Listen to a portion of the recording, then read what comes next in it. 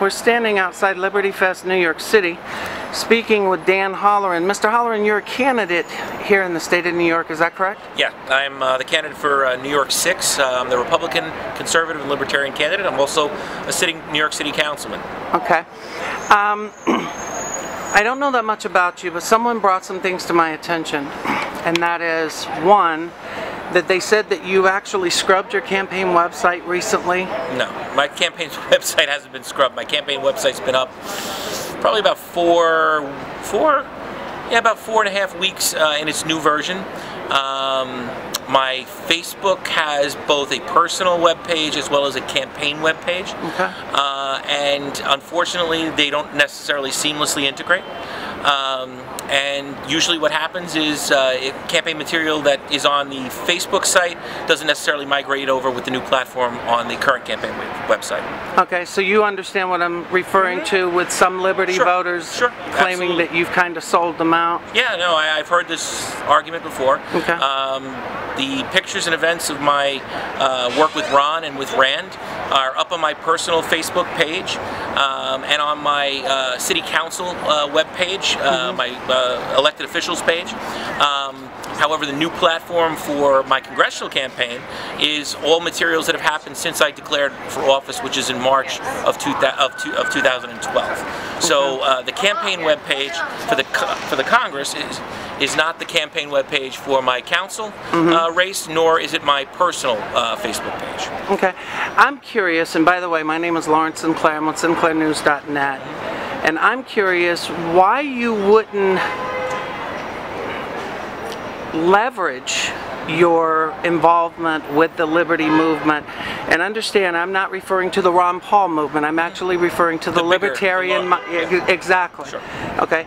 Why you wouldn't leverage that? Because I was invited to cover this event, and one thing that I was told by one of the organizers is that they didn't understand why you even asked to speak because they felt betrayed by you. Well, again, this is something that's kind of laughable to me. Okay.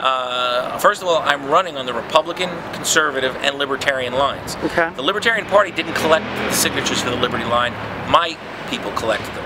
In fact, the signature carriers all came from staffers that I employed. Okay.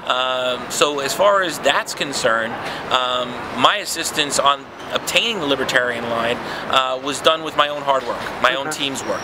Okay. And obviously, since I'm running as a fusion candidate, I can't really run away and hide from a line that I'm actually running on. And my campaign literature contains the fact that I'm running as a conservative, Republican, and libertarian on all three lines. When I ran for council, I ran on the Republican, conservative, independents, and libertarian lines. On the City Council webpage where it lists affiliations, it indicates I was elected on all of those lines. People are upset because I decided after Ron Paul lost, and in case you don't remember, I was an elector for Ron Paul, a delegate from the state of New York, and that was June of this year.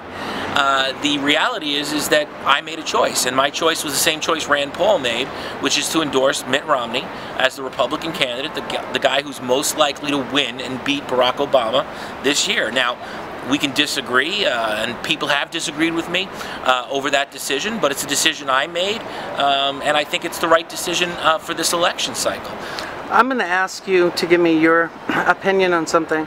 In covering the Liberty movement, I've been one of the most outspoken voices in explaining that until people get beyond the Ron Paul being the first two words that come out of their mouth, that the GOP establishment, the DNC, the media, the establishment in general is going to continue to marginalize and dismiss as fringe.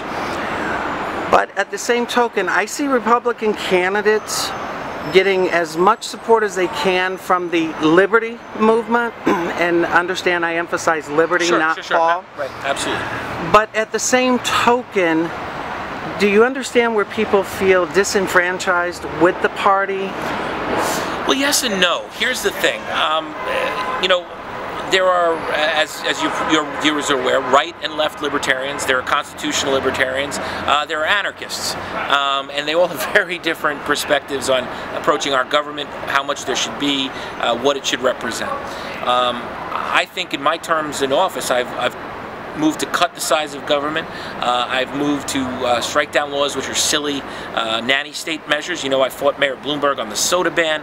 I fought him on micro-stamping. I fought the police department's efforts to make gun control laws even more ridiculous here in New York City. So, you know, when you look at all of these issues, I and many other Republicans have shared those conservative government principles of limiting the size and scope of government, limiting the bureaucracies, getting rid of these silly nanny state measures. But there are places where we make decisions based on electionability, the ability to build coalitions, and those choices sometimes cause friction. You don't have to agree with me 100% of the time, nor should you. And I think the liberty movement is big enough that there are people on all spectrums of it who have differing views on how much liberty is enough. You know, there are speakers here tonight who are talking about the abolition of the Constitution. As a constitutional libertarian, I don't support that kind of an idea. Okay. And I don't believe in anarchism, but there are people in the liberty movement who do. Okay, I want to correct something just in case, because I don't want to mislead my readers or my viewers at all. You're referring to the movement as a whole. You're not referring to any participants at Liberty Fest New York City as being anarchist. Okay. No. I'm talking in general. You asked the liberty movement in general, and I'm responding to you on that front. And well, I mean, tonight you had a speaker who believes in the abolition of the Constitution, Mr. Bush, and I don't subscribe to that notion. I think the Constitution is the best, most forward-thinking political document that's been created by man to date. I think it's not perfect, but nothing is in this world, and it really sets the groundwork for doing things the right way in a structured and ordered and relatively free society. Do I think it's been implemented well? Absolutely not. Okay. There's so much room for improvement. All right. You're running on the Republican ticket here in the state of New York? Republican, conservative, and libertarian. Okay. Mike McDermott? Sure. Is also a congressional candidate. Absolutely.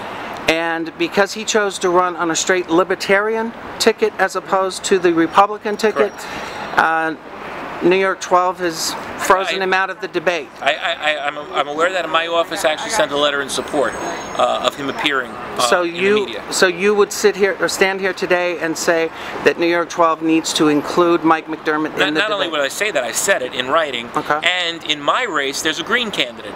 And when he was being excluded from participation, I was the one who made noise to make sure he was invited to all those events and was given the opportunity to be heard. Okay. And he's not a libertarian candidate; he's a Green candidate. So this isn't about the speech that we want to hear. It's about including all speech for all candidates. Right. And if you're on the ballot, you're on the ballot. Okay. And that's the perspective I've taken with Mike. Last night I had dinner in D.C. with some staunch Republicans who have been involved in the party for years. And it seems that the Republican establishment immediately refers to libertarian-minded voters as Ron Paul people. When is the GOP as a whole going to be able to stop marginalizing individuals who believe in limited government? I mean, these are issues that the Republican Party claim they've stood for years. Absolutely. Look, I think there's two problems. The first is that there is a media-driven perception that was created during the Ron Paul campaign that's neither Republican nor Democrat per se, but media controlled. Right. And that's one issue. The second issue is inside the Republican Party, as you and your readers and your viewers may know, we went through this once before during the Goldwater years, where there was a young conservative movement that was emerging, and it wound up giving us Ronald Reagan in the end. But at the time it took place, it was a marginal and it was a factionalized portion of the Republican Party talking about smaller, more limited government, and it was ignored initially. As it grew in momentum, it came to dominate the party's at least platform philosophy. And then what happened was, I think, in the 80s, after Ronald Reagan left the scene, people sort of departed from that traditional notion of limited government as the religious right took prominence inside the Republican Party. And I think that that's where we are right now, trying to pull back to the values that were established in what I would call the Reagan Revolution of limited government. And once that happens again, and I think the party resets itself, you'll find that Ron Paul has sort of become the lightning rod for it in the GOP, but he's not the end all of it. Is the Republican Party making a mistake constantly referring to going back to the Reagan era? Let's face it, hold up. Reagan came at a very different time in this nation. Absolutely. Reagan would not, even his own son admitted that if he was to run for the GOP nomination today, he would not get it. Absolutely. But I don't think it's a bad idea to refer to it. I think that's a period of time in which, in so many ways, we faced similar crises. Whether it's our embassy getting sacked in Libya as opposed to Iran, whether it's the tremendous economic pressure that we're under right now. Reagan was symbolic of a hope in America that I think we need to get back to. He was also somebody very afraid of the government's ability to continuously grow and eat up civilization, which is what's happening right now. But what I think the long-term solution is, what I think the long-term answer is that Republicans have to get back to what their core principles are, and the core principles of smaller, less intrusive government has to reemerge over and above social issues, over and above the concerns that people may have for some of the liberty movement itself's fringe positions, right? And there's a core of people at the center of the liberty movement who I think would embrace the economic policies, the governmental policies of a true conservative Republican platform.